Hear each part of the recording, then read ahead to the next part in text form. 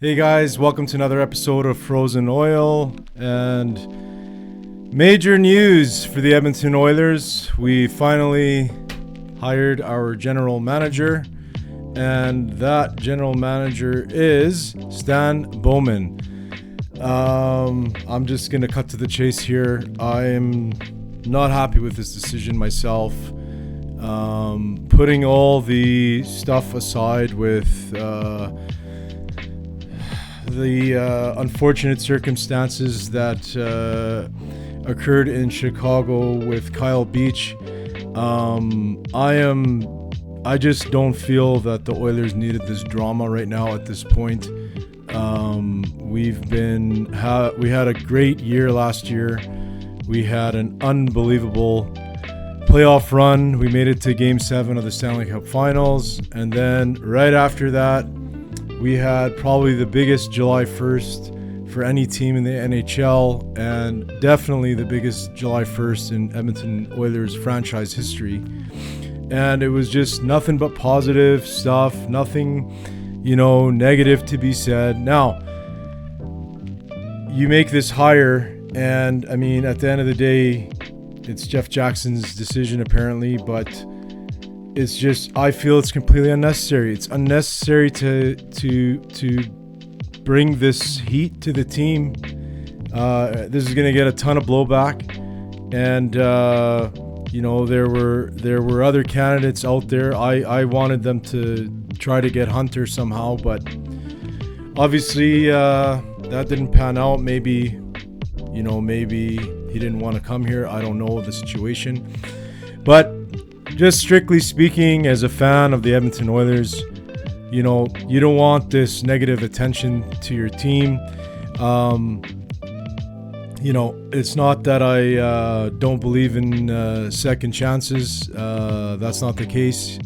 But I just feel at this time, at this kind of juncture in the team's, turnaround from the decade of darkness to getting back into a playoff situation, to those tough years of losing in the Western Conference Final and then losing to the Golden Knights the year before last, and then we get to this year and just how the season turned around, and we finally brought in guys that like Jeff Jackson, that have that different perspective. And I don't know, I just, based on the hockey merits alone for Bowman, it's just like, it doesn't make the most sense to me. I could be wrong. And on top of that, you're coming into the strongest roster in the NHL, right? You're coming into the strongest roster in the NHL. You could have put anybody in that position. I mean, you needed someone to make sure contracts are being signed in time and you're not missing out on any of the deadlines and blah, blah, blah. But as far as the roster goes, I mean, our roster is stacked, and it's unfortunate that our team has to get kind of this negative spotlight on it now. It's for no reason, in my opinion, and it just sucks looking at Bowman's career. Obviously, 3 Stanley Cups. It's a very, very good record for his resume, that's for sure. But I mean, since those Stanley Cups, there was a lot of questionable moves. Even I still remember, even when he made the trade for Seth Jones, I couldn't believe it, and that was kind of, as an Oiler fan, that was kind of the tipping point for all these defensemen that are coming out of their rookie contracts, and anyone that signs a bridge, all of a sudden contracts went through the roof. It was the Seth Jones contract that caused this, and that was Bowman's work. He gave up a ton for that player. I mean, you never know how Seth Jones would have panned out. We know now kind of what the player he is, but I mean, is he worth 2 first-round draft picks? I mean, one of the draft picks that he traded, he did get a first-rounder back for it, but you moved from a 12th overall pick down to a 31st overall pick, and then the second first-round pick is a 6th overall pick. You gave up Boquist. I mean, I see that as a horrible trade myself, and you can also look at the Robin Lehner trade. You had Robin Lehner, who prior to getting injured with the Golden Knights was their starting goalie. He was awesome, and you traded him for Malcolm Subban and a second-round pick.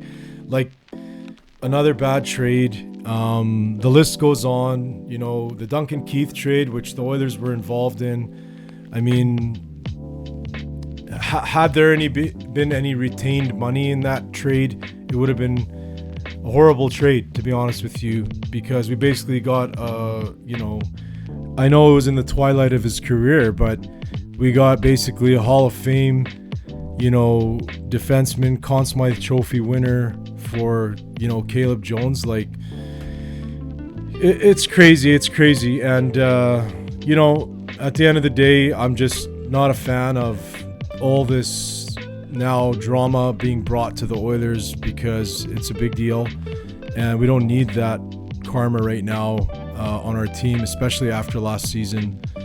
So the decision's been made, and wanted to do a video as quick as we could. I guess they did their best to kind of proactively jump ahead of the blowback they're going to get for this hire by having Sheldon Kennedy actually at the press conference, who came out a long time ago about the abuse that was going on in hockey and in minor hockey, and kind of the struggles that he went through. They bring him to the press conference, and he kind of endorses the Bowman hire. But I mean, like I said, I personally don't think he was the top GM out there. And I mean, at the end of the day, he's coming into a locked and loaded, and most importantly, motivated roster that, I mean, what can you still do? I mean, the signings for Draisaitl and McDavid and Bouchard, that's more of a, financial aspect and numbers game than anything. So really, he's kind of getting fed here a silver spoon with a roster, and regardless of him being there or not, like, I was prepared to go through the entire season with Jeff Jackson as the president and general manager. And in fact, I was loving it. But for the Oilers, once again, somehow, some way, they figure out a way to do something to stir things up. But I mean, that's pretty much all I got to say on the matter. I just wanted to make this announcement and kind of get everybody's thoughts on it. But that's my thoughts. Purely from a hockey standpoint, I think he dismantled that Chicago team to the point of pure suffering for that fan base, and it wasn't until they landed Connor Bedard that kind of the atmosphere for the fans anyways changed there. So it is what it is. The signing is what it is. If the Oilers go on to win the Stanley Cup, it's not going to be because of him. It's going to be because of Jeff Jackson's work last year, and the signings that he did on July 1st and afterwards, and the moves that he made as well. So it's going to be interesting to see how this kind of pans out in the end. But that's pretty much it. Jeff Jackson signs Stan Bowman, and he is our new GM. Now,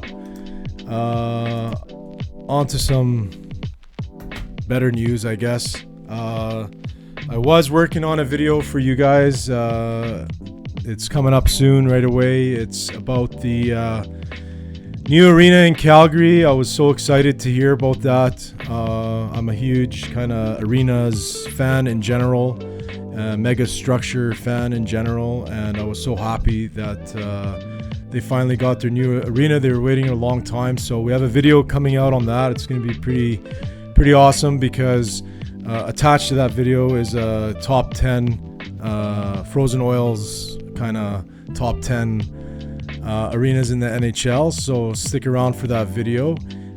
It's going to be good. It's coming up soon. And yeah, other than that, just wanted to touch on this news. Hope you're enjoying your summer and your off season, and we'll see how things pan out from here. But yeah, so Stan Bowman is the new Edmonton Oilers GM. That's it for today. Thanks for watching. Hope you enjoy the video. Please consider subscribing if you haven't, and most importantly, go Oilers go. Professional hockey, the channel you need. Oilers on the ice, unstoppable speed. Chasing the cup, we're gonna succeed. With McDavid leading, we're built to exceed. Professional hockey,